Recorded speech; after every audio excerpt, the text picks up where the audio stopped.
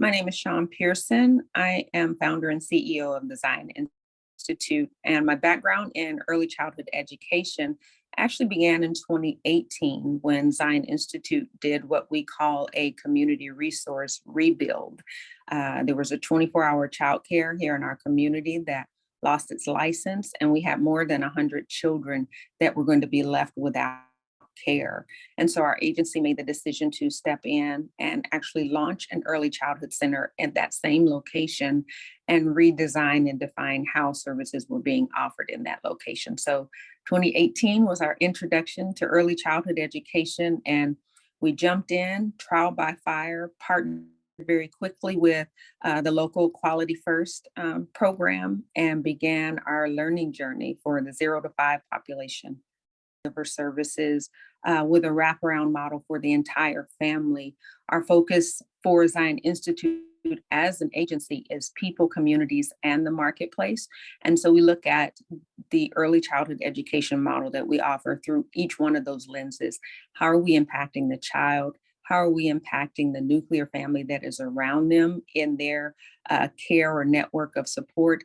And we make sure that we're providing services for not just the children that we serve, but their family members that are also part of what we call the AzAEYC ecosystem. And so while we're providing the early childhood education tools for the children, we're examining every social determinant of health for the family. And that becomes a part of the package of services that we offer to the families that are part of AzAEYC Early Learning Academy. An example of how that works within our center is once a child is enrolled, there is a screening process that every family experiences. And so they are then able to be connected to the other services that AzAEYC offers. We actually have a campus that we refer to as the Well, but within our cadre of services that are direct services that we provide as an agency, there's integrated health. So there's access to medical and behavioral health care services. There's access to emergency services. There's access to family advocacy through our foster care program. There's also access to social enterprise development. So for those families that are interested in improving their workforce situation with a better job or even starting a business, we help on the campus with the resources to actually make that happen. And so through that screening that happens on day one, as we're interviewing for the child's needs, we're also interviewing for the family's needs. And we put together a care plan that walks that family through whatever processes might be necessary to actually bring them to a point of self-sustainability, or interdependence is what we prefer to refer to it as. And the other unique quality about the model that we offer is that there is a curriculum from age 1 to 5-year-olds, so that our children leave the center prepared for kindergarten, and at the same time, it's made affordable for every family. So our rates are not what a private center might be, but rather the DES rate or the subsidized rate that the state pays, so that it's affordable to every family without regard to their financial situation.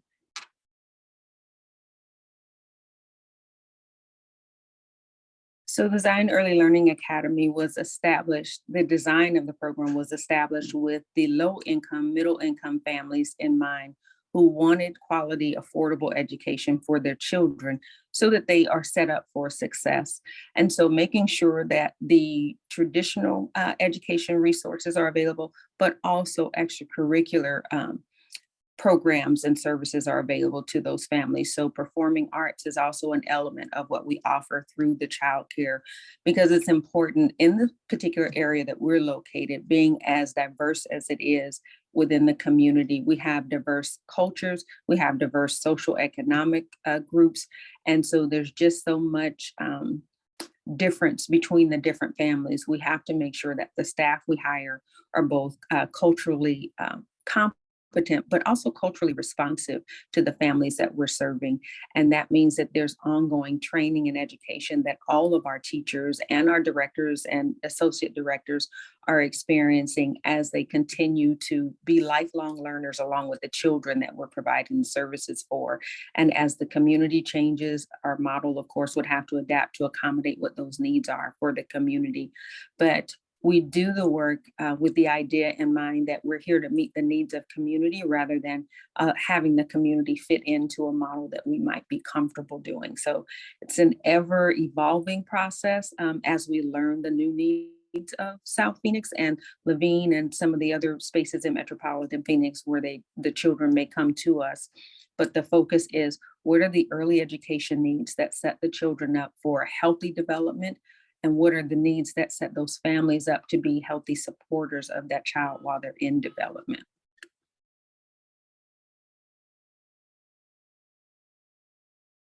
We are excited that we received that award. The goal for the award is to actually launch or replicate the Zion Early Learning Academy process in 5 other locations. So through our learning process, we actually developed what's called preschool excellence, which is a childcare business model that is affordable and quality childcare for low income, middle income families. And the model allows the centers to launch and still be profitable, but serve a maximum number of children and deliver the same model that we have here on our campus. And so we're focused on identifying 5 sites around the city of Phoenix that will replicate what we've done here at Zion and replicate those successes. And the goal is that we are going in providing technical support to help them get launched, as well as financial support through the licensing process and classroom setups and such. And then applying the learnings that we've experienced through all the work that we've done, partnered with Quality First. And then hopefully those 5 will replicate 5 more, and so on and so on. But the goal is really to begin to restore what was lost through the pandemic with the early learning centers that we have, not just in our community, but citywide. We are South Phoenix, Maryville, which seems to be 2 areas where we're most vulnerable in terms of families needing quality care to return to work. And so we're not exclusive to those spaces, but we just happen to have knowledge of the need being greater in those 2 regions. But we're looking at community agencies that may want to launch. We're looking at churches that may want to launch a center, or even individuals that have in the past operated a center and they had to close during the pandemic, but they would have a heart for serving the children and just want to get back in the game of serving and educating.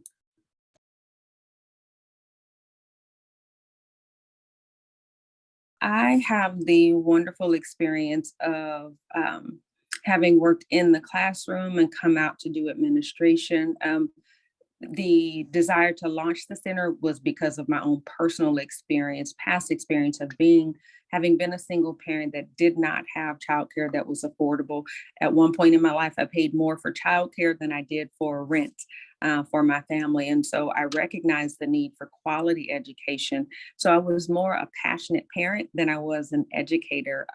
But of course, trial by fire, by actually being in the classroom and spending those first 2 years as a director, learning how to operate the center, being in every level of classroom, from our toddler room, our infant room, our preschool space, and then even the after school, to understand what it takes to be in the classroom and actually deliver the quality that I would have wanted for my children.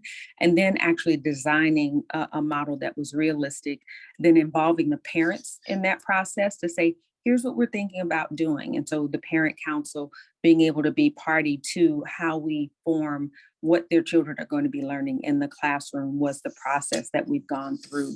And so what we've now designed and what we now deliver is really based on the feedback from the parents that we were serving, as well as our individual personal experiences that we have to glean from as we design what we think will work.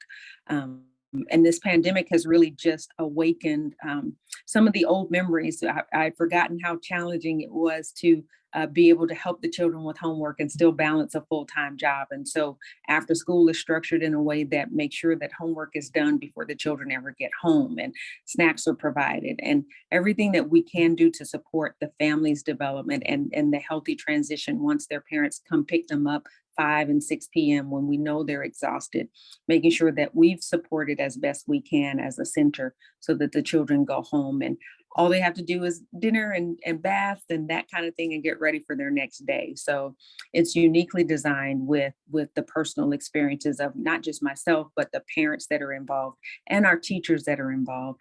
We actually have some parents whose children used to be attendees of the center, but the parents were so passionate that they're still a part of the center as supporters, either volunteers or teachers in the classroom. So we just, it's more of a family and a relational experience that has happened for us.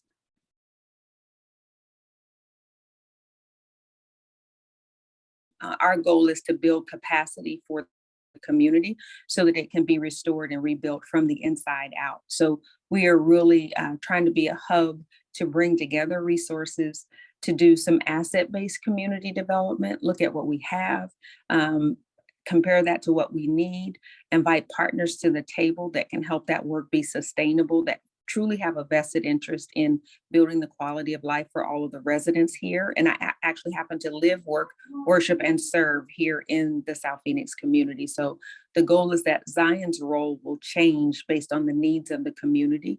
We don't want to be doing the same thing 5 years from now that we're doing today, because the needs will change. And so 5 years from now, we may be in a different community doing some of the things that we're doing in South Phoenix, but it definitely will look different. My goal is that we will be leaning more towards social enterprise and quality of life issues that are related to building generational wealth and community legacy for the families that are here and raising their children.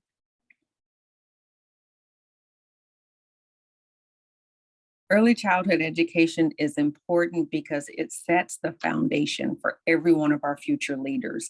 It's funny that you would ask me about a legislator. I actually made the decision and just recently made the ballot to run for the House of Representatives for our district in District 11, because I want the work we're doing to have a larger platform for the message of how important early childhood education is.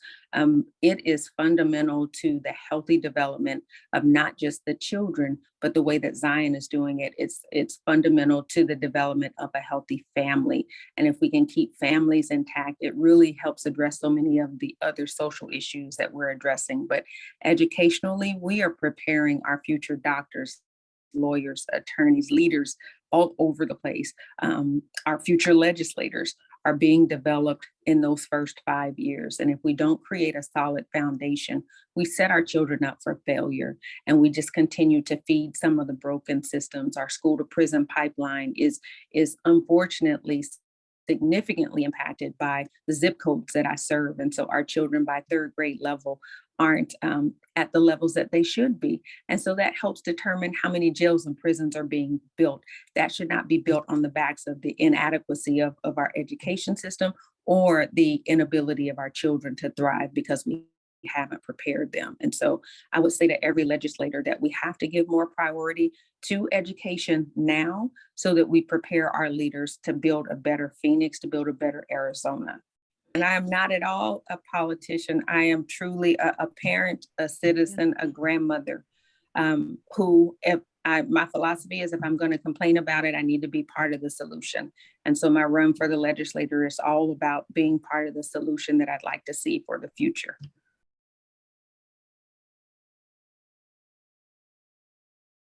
I would advise anyone that's interested in advancing social justice in our community to become active, become a part of the solution. I'm an organizer at heart, and so I don't believe in just disrupting a system. I believe in taking it a step further and infiltrating a system to understand what the problems are, and then creating possible solutions and bringing those to the table. So we can arrest what's happening that we see is not working, but unless we have a solution that we can bring to the table to bring change, we really only postpone the inevitable, which is folks going back to what is comfortable. So anyone that's willing to be part of the solution, I'd say step up, find the courage, find the people that will help you gain the courage to become part of the solution that you want to see in the community that you live in.